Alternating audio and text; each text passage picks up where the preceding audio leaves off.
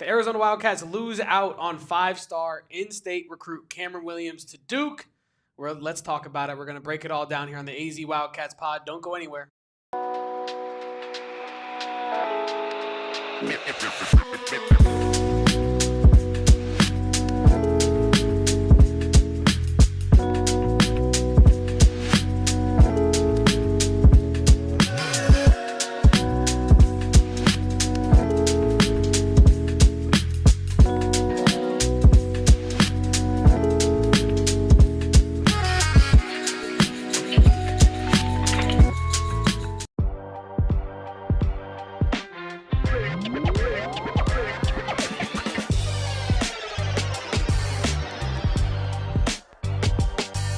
Welcome on into the AZ Wildcats podcast, live from Studio K, presented by our friends over at Circle K.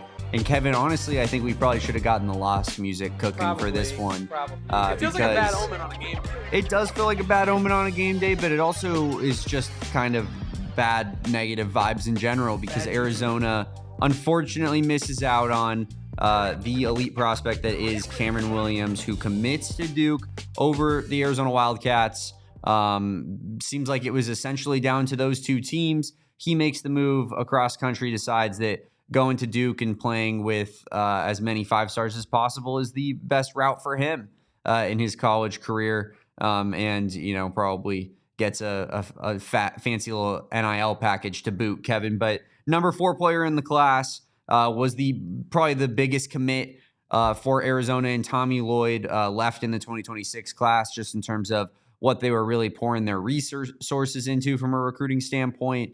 Really disappointing not to get this guy, and the added layer, of course, that he is an Arizona born and raised native, for lack of a better term. But Kevin, this is a tough one. How are you feeling after Arizona loses out on 5-star Cameron Williams? I'm feeling okay. Obviously not feeling good. You do want to get all the 5-star Arizona recruits. And as my mom says in the chat, you cannot get every player, especially because it feels like Duke under Jon Scheyer is kind of having a bit of they never went away to have a renaissance, but you know what I mean? They're having a very strong moment in recruiting right now. I was going to say, it feels like Duke does not subscribe to that method, June.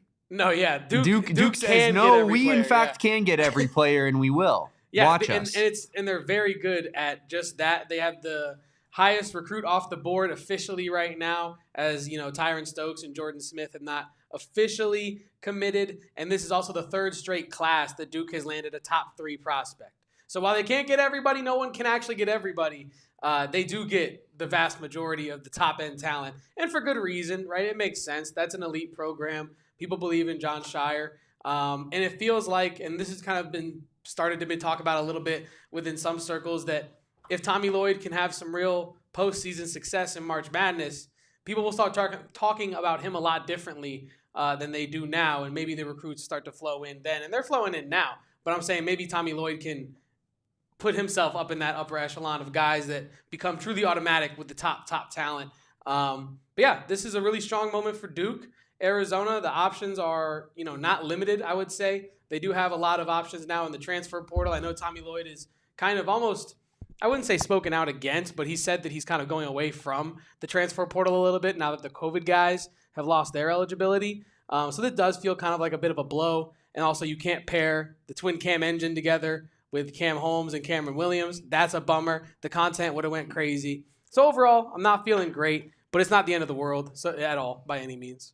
Yeah, it isn't. But I will say, you know, and first off, let me just apologize. If you are a Duke fan and you've somehow made it to 4 minutes through, I sent some shots earlier, and that's because I am, in fact, salty. It is sour grapes. My team didn't get the biggest player on their board, the player that they probably wanted the most of any player in this class, and it's unfortunate. And it leaves Arizona in a spot where there's one commit in this class right now, Kevin, and it is Cameron Holmes, who Arizona nabbed just last week.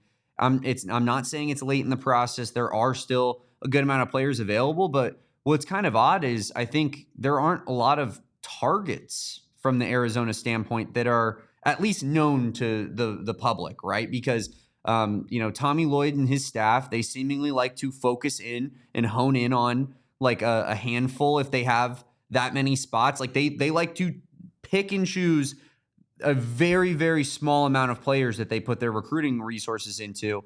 And that leaves you kind of in a spot where oftentimes you land those players and you're in great shape. Or when you don't land them, you're now left with not a lot to look at in terms of blue chippers that are still available to you, right? Because a lot of these guys, similar to, like a Tyron Stokes, who hasn't decided where he's going yet, right? But has nailed down his schools to a very small list of teams. These people aren't adding Arizona all of a sudden to their list, the 5 stars of the world, right? So Arizona does find themselves now in a little bit of a tough position where you have one recruit. Hypothetically, you look on paper, Jaden Bradley, Tobe Awaka, Anthony Del Orso, those are all graduates right there. That's 3 seniors. And Evan Nelson, 4. 4 seniors minimum that will be leaving, 4 scholarship openings.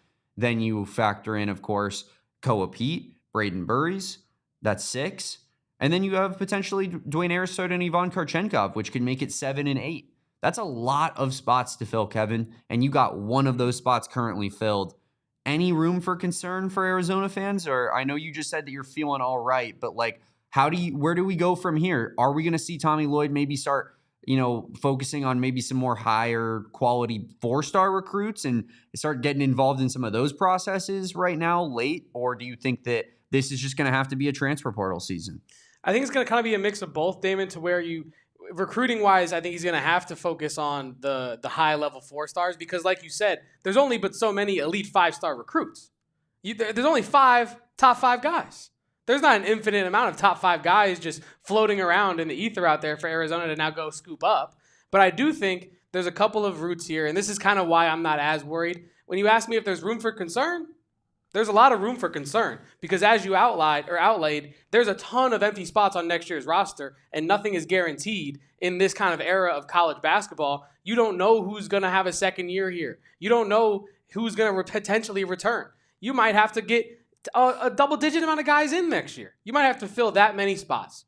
But I will say there's so many avenues now to filling talent, and I think what Tommy Lloyd has shown is he's not afraid to go overseas as well. And I think we see with Illinois this season that they exclusively for their recruiting pretty much went overseas to Eastern Europe and recruited that way. And I could see Tommy Lloyd kind of dipping his toes into that pool. I could see him also nabbing maybe 2-3 additional 4-star recruits. And maybe you do get a Caleb Holt. Maybe you do pull that out of your hat, right? There are still some things that have yet to be fully decided and official yet. And I think that now that there seems to be a little bit more urgency in this with Cameron Williams off the board to Duke, I have faith that Tommy Lloyd and company aren't they're not surprised by this. They're not caught off guard by this today, I'm sure. And they have a plan going forward as to how they're going to attack this, I'm sure. And I think that's going to involve, like you said, 4-star guys. I think it's going to involve a couple high-level transfers this upcoming offseason. I think it's going to involve going overseas maybe for a guy or 2 as well. Yeah, I mean, you're going to have to get creative, to say the least, because there are a lot of spots to fill, and you don't have a lot of, prospects to fill them necessarily at this current time. But, yeah, I mean, it is unfortunate. Not that one person makes the difference totally between potentially losing 8 guys and, having 1 versus 2, right? But Cameron Williams is not Koa Pete in that way. No, he's not. He's not he doesn't have the floor of a Koa Pete. Koa Pete was going to be a star level star level college basketball player pretty much no matter what, right? And Cameron Williams has a little bit more on his game to work on. But what I will say is that he did fill a Koa Pete sized hole in the wall. Yeah. While Koa Pete, on his way out, what's his name? Rhino style, the Spider-Man in Spider-Man villain just running through the Kool-Aid Man style. Yeah, 100% Kool-Aid Man style. Like Koa Pete is going to run through that NBA wall right there. Cameron Williams would have filled that hole in the wall pretty well, even if he isn't as good as a Koa Pete necessarily. But yeah, I mean, you're going to have to get creative here at the end. I want to talk about something and hit on something that people are talking about here in the chat, Kevin, because it's very near and dear to my heart. As someone that is from this state, born and raised, from Tucson, means everything to me. 2 parents that are alums. I'm an alum. Like this, this is my life. And, for most of my life, Arizona born and raised players stay in Arizona. Yes. Especially when the Wildcats come calling. Especially Yes. when Sean Miller, Lute Olson, Tommy Lloyd, when those coaches want those players. And there are guys here and there. I was doing some research. There's like the Shaden Sharps of the world who go play at Dream City Christian for their last year of high school. And, you know, he's not a Arizona born and raised dude, right? I'm talking about the guys that are from here. Cameron Holmes, right? Koa Pete. These players, you know, they come to Arizona when you get that offer. They do. Cameron Williams, he went to Duke. He went across country. It doesn't mean as much to him, apparently, Kevin. And people here in the chat are a little bit upset as well. We have Bear 520 down just saying, I find it insane for an Arizona kid to say Duke is his dream school. I believe JR said something extremely similar right down there in the chat. Like, it's tough to hear that as someone from this state with how this basketball program represents this state at the highest level consistently. You see pictures of a guy like Dalen Terry, right, as a kid, decked out in U of A basketball stuff. Like, that is commonplace when it comes to hoopers that are from this state. And then Cameron Williams is going to go and turn his back on that, Kevin. You see this right here? Means nothing to Cameron Williams. Means nothing to him. And it's just sad. It does. Like, I know I'm being a little bit tongue-in-cheek. I'm joking. But at the same time, it does suck because we are accustomed to getting these guys, as we saw with Cameron Holmes. And so you feel confident that when there is a top 5 recruit in Cameron Williams who's a 5-star, you're like, we're going to get that guy. Especially a couple days after a 4-star, the number 2 in the state, does commit to Arizona. Yeah. Also, I did want to bring up JR's comment about, pretty much saying that the package for Cameron Williams must have just simply been unbelievable from Duke. And I do believe that. I do believe that aspect of it. I assume Arizona understanding, and this probably, Damon, maybe I'm wrong. I'm speaking not from a place of knowledge, as we like to say on this podcast sometimes. I would assume when you have to fill as many positions as Arizona's about to, that bankroll, yes, when you have no guys on the roster, it's going to be big. But you're going to have to split it up among many different impactful players. You can't just go get a bunch of, Trey Townsends and pay them, a penny on the dollar or whatever, and then get 1-star guy. That's not how you win basketball games. And we know that's not how Tommy Lloyd wants to build a team. He wants to build momentum off of this. He wants to continue to build a winning culture at Arizona. And I think that it's going to cost a pretty penny to do that. So he's probably going to have to spend his money a little bit more wisely than just simply going after the top 5 guy because he's from Arizona, especially if Duke is offering a package that he cannot refuse already, right? It's not really – is Cameron Williams – and this is kind of the question you have to ask yourself if you're Jack Murphy, TJ Benson, Tommy Lloyd. Is Cam Williams a good enough recruit to blow the whole bag on and then not have too much to actually fill out the rest of the roster with? And I don't think that he's that level of recruit. He's extremely good.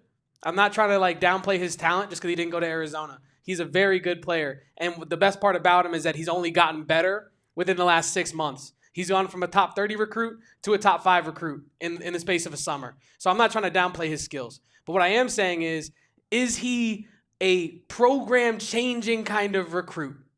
Those are once in every 10 years or so. You know what I mean? And that's a player you would really blow the bag on. But if Tommy Lloyd and company have a plan to fill out the roster, then I think I'll go ahead and be a little bit more patient. You know what I mean? I think that might be kind of what we're looking at here. I think that's a little overly optimistic, but that is kind of our dynamic on this podcast in a way, so I get it. And I'm sure that fires your mom up here in the chat. But I just think that, it's impossible to say because we're not in that room. Yeah. They could be sitting there throwing their papers in the air being like, what do we do next? Who's next? Actually, we don't know. That was our best option of fielding an elite team next year. And as far as we know right now, it kind of does feel that way a little bit. Who is Arizona supposed to target right now that's going to make you an elite team? I know you could say, well, we're still waiting on an entire transfer portal and all of those moving parts, but I don't know what to say. I've never seen Tommy Lloyd go out there and just grab the top transfer options and bring them in. as you just outlined with the money for Cameron Williams, how does Arizona then have the money to go grab proven products, players that are doing it at the college level, who are most likely probably having good tournament performances? If you're a guy like Keyshawn Hall, you average like 23 on one of the worst teams in the country, and then Auburn comes calling and offers you 7 figures to come play for them. Like, how is Arizona competing in that space if they're also not competing in this space? Sounds like you're like in your world, they're kind of like they're grabbing like 5 8 out of 10 players rather than grabbing like 2 9 out of 10s and like 3 7 out of 10s to supplement. When I don't know, man, I just watched this last offseason, and we got the 10 out of 10s and we got the 8 out of 10s right next to them. And it's like, I feel like it is possible. It's also not possible in every class. I understand that as well. But I'm going to be very interested to see the direction of what this recruiting cycle looks like from here on out, because I don't even know if we will target any more like high school recruits. It might just be like European dudes, honestly. I'm kind of in on that, to be honest. I know you are. I'm kind of in on that. But also, like you mentioned, like how can we build an elite team for 2026, right? And I feel like, honestly, at this point, it wouldn't be with the freshmen. Like we've been talking about this whole podcast, the chat's been talking about it. If you look at the top 100, there's not like an elite Pete like takes you into a conference title contender type of talent. So we know that's not how the roster is going to be built if it's going to be an elite roster. And I think my counter argument to what you're saying about the elite, transfer portal players costing just as much as the top high school recruits more is that more. It doesn't, but is that I don't think you necessarily need just the best guys. We talk about Yaxel Landeborg being a fraud all the time, right? And I think, how much do you think it would cost to bring Tyrone Riley here next year? Probably. I love it. But I'm saying, like, I have faith in Tommy Lloyd to go find those guys. Go find Kashad Johnson. You know what I mean?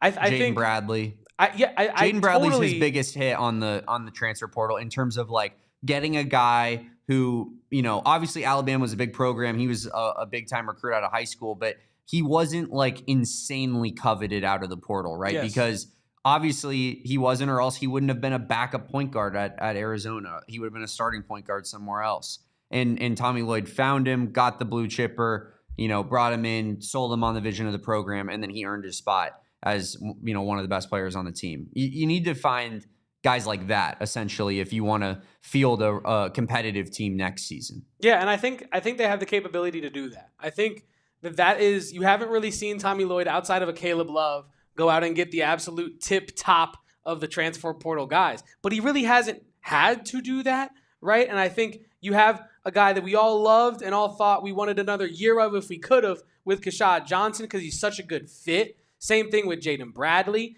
And I think what they've been really good at is getting players that fit this city, this team in Tucson, right, of the Arizona Wildcats and want to play the way that Tommy Lloyd does. So I'd rather it be fit over fashion, so to speak, in that way. And I think that they're going to be able to do that. Obviously, I'm assuming that they have a plan in place, but as you outlined, this might have been a wrench. We don't know for sure because we're not in that room. But I do think that it's going to take finding under-recruited players from lower-ranked schools that have a lot of talent and would fit with what Tommy Lloyd wants to do. I would say to be honest with you, from a blue chip transfer standpoint, Kashad Johnson is that for Tommy Lloyd. Yeah. He was deciding between Kentucky and Arizona essentially, and he just played on the runners up in the national championship from the year before as a starter and had a good game in the game.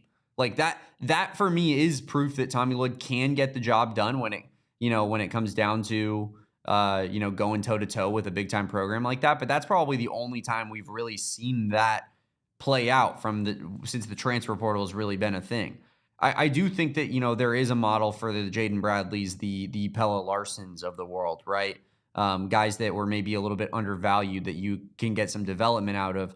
What I don't necessarily want to see, and I've said this on past shows, and I don't mean it to be like a crazy stray, but I don't want to see Cedric Henderson's and Courtney Ramey's starting on next year's roster. Cedric Henderson I'm okay with. Courtney Ramey is too far. Yeah. He's a St. Louisan. You can't do that. St. Louis drink. Can't do that. But yeah, I mean, it's just I don't want to see seniors who have no room to really grow or get any better, like they are who they are, be the designated starters on the team from, not really that great of programs either, right? I want to see, guys that get brought in who are going to be game-changing type of players potentially. But we'll get there. First, we got a long season ahead of us here with a really, really good roster that Tommy Lloyd and his staff have put in place. And, of course, we're going to be giving you pregame watch-along and postgame coverage today versus UCLA. We got to turn this ship around. You said it was a bad omen on UCLA Day. I'm with it because we can't sustain two. This would be a generationally bad day if you have 2 L's. It literally would. We cannot sustain 2 L's today. We need a big-time W tonight from the Wildcats. Like I said, we'll be going live pregame show 30 minutes prior to tip, watch along during the game, and then, of course, postgame coverage about 10 minutes after the final buzzer sounds. But in the meantime, you know where to find us. I am at Damon Dog. That's DAWG. He is at KevoPost.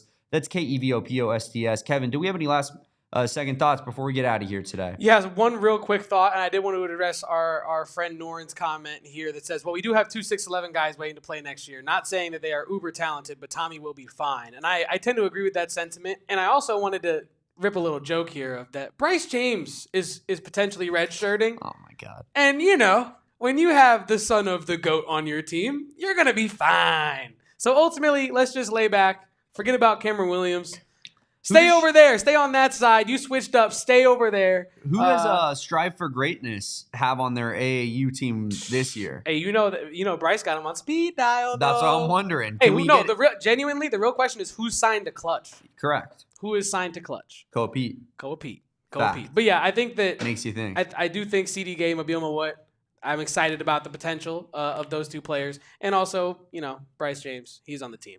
But yeah, everything's going to be fine. Let's enjoy this UCLA game. It should be a really, really fun game. It's going to be a slugfest, but it should be a fun game. I'm pumped for the pregame, pumped for the watch-along, and, of course, I'm going to be pumped for the postgame show. You know that. Of course, we will be pumped for the postgame show after talking, hopefully, an Arizona Wildcats W. But this day will not stop. We will be bringing you coverage the entire time because we're obsessed. We love it. We're the content boys over here at PHNX Sports. 4 shows in one day. Has it ever been done before? But yeah, we also have a great football game on the horizon. It's not a bad time to be an Arizona Wildcat right now. We love talking about all of it with you guys. Please drop a like on this video. Subscribe to the channel if you haven't done so already. And of course, be with us 30 minutes prior to tip for UCLA Arizona, which of course is at 8 p.m. tonight. We got a late one ahead of us. 7:30 pregame show start. Be there right here on this very same channel. Until next time, we'll catch you. Peace out. Bear down. And go Cats. If you switched up on the state of Arizona, the Freedom State, stay on that side. We all silly like the mayor.